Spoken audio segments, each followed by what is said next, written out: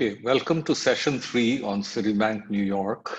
Um, so, by now we've settled down in New York. We've lived there for a couple of years. And now I'm back in cash management, the business that I started off with in India.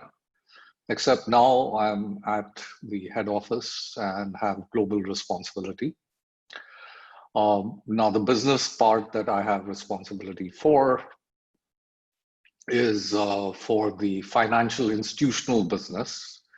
So banks around the world have dollar accounts with Citibank, and they use that for multiple purposes. So especially for transferring money, both retail as well as commercial.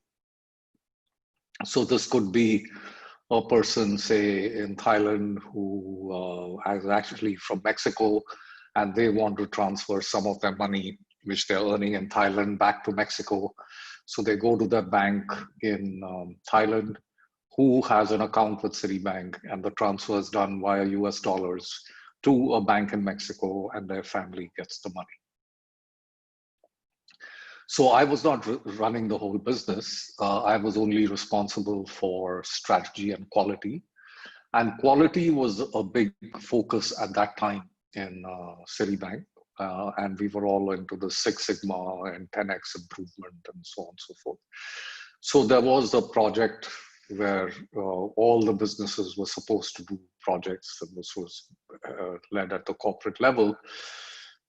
And we did a project in the FI business, the financial institutional business and cash management, which was called the Stone Crab Project, because to kick off the project, we had a meeting in Miami where there was a famous restaurant called Joe's Stone Crab, and that was the inspiration for the name. The idea was that we wanted to cut down our error rate in the business big time and improve our quality big time, and then use that to get a greater market share. So one of the interesting things as part of that effort that I remember is that I had gone to visit Buffalo, which was where we had a very large call center and processing center. And if there were any problems with the funds transfer, then it would be handled pretty much out of Buffalo. And I remember speaking to them at that call center. And one of the things that I pointed out to them was that often when we are in financial services, we just see transactions. We see millions of transactions and money moving around in billions and so on and so forth. But we don't realize that behind every single transaction, there is actually a human story. So there may be someone actually sending money to their mother who's sick. And if we delay the funds transfer, that lady may not get treatment and she may even die. So, when you're speaking to, say, customer service people and heads of areas who are quite old and grizzled sort of veterans, sometimes when you speak like this, like on an emotional level, you do not know whether you're going to connect. But later on, after my speech, and when we met over lunch, a lot of people told me that they were very moved. And the remarkable thing was that the quality of our transactions, that is the number of errors that we had, how long it took us to rectify an error and all, improved substantially. While there were many things that we did, but one of the reasons that I like to believe is that we managed to have an emotional connect with people around the world, people who were selling to banks, trying to get them to reduce the errors, to improve their understanding. We gave the people in the field lots of good data from our call center in Buffalo. And in Buffalo, we also were very proactive in trying to resolve issues.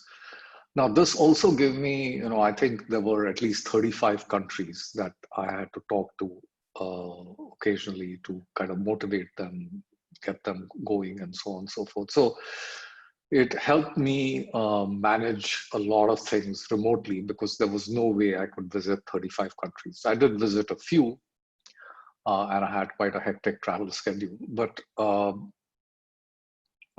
the way of managing quite a large and diverse global business, some of the skills were things that I learned during this assignment. Now, one of the benefits of working on strategy and quality was that I could look at things like the internet, and then as we'll come to a little later, I got an idea which ultimately became the idea behind PayPal. Now, one of the other things that I ended up doing during this period was what I call creating optionality, which in a way helped me leave Citibank, which is a very hard thing to do because Citibank pays quite well. If you're doing well, you get good bonuses, and you get used to a lifestyle which is quite good. And sometimes you can spend a lot because as money comes in, money can go out. So if you want to create optionality and not get wedded and become a slave to your lifestyle, then it's pretty important that, for instance, when we bought a home, we could have bought a very expensive home, but we bought a home which was relatively cheap, and we made a smart buy by buying in a neighborhood which didn't have very good schools. So our property taxes were very low. Now, our son, we managed to negotiate a deal with the Bronxville school where he was going, where though it was a public school, they allowed him to continue, and we paid, say, $10,000 a year to Bronxville, which they kind of made an exception. But $10,000 was much less than the property tax savings that we did, and we had only one child. So it was things like this, right? So instead of buying $1 million home, we bought a $250,000 home, but it was quite nice and quite adequate. And the conventional wisdom was you bought the biggest home that you could afford because then the gains that you had could be quite high. But when we sold that home in a couple of years, when we moved to California, we were able to sell it for $450,000, which was a pretty good gain. Given the amount that we had invested, especially since we had taken a mortgage. So I also remember subscribing to a magazine called Smart Money, which helped me understand how to manage money. And I picked up a lot of good skills by reading that magazine and doing things myself and improving my financial literacy while I was in the US. And then I also invested time in myself in terms of improving my skills. So I took a certified cash manager course, which helped me understand systems like the ACH system in the US and how money moved and things like that. And later on, this helped me immensely when I went into PayPal. Anita, my wife, took on a continuing education course at Columbia, and she learned C++ and took up a job. And as you will see later, that also helped a lot.